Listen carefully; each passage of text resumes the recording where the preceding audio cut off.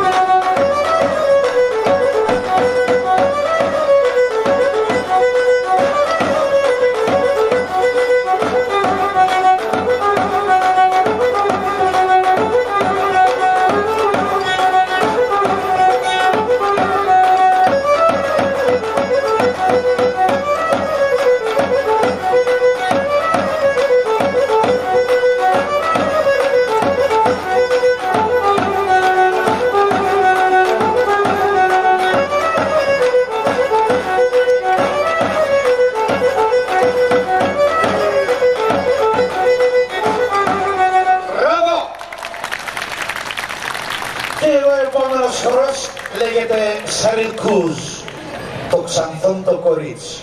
Είναι τουρκική ονομασία, Σαρί σημαίνει ξανθό. Πάντα είχε πέρασει το ξανθό μου φαίνεται. Πάμε λοιπόν, το Σαρικούζ, το ξανθό το κοτσόβο.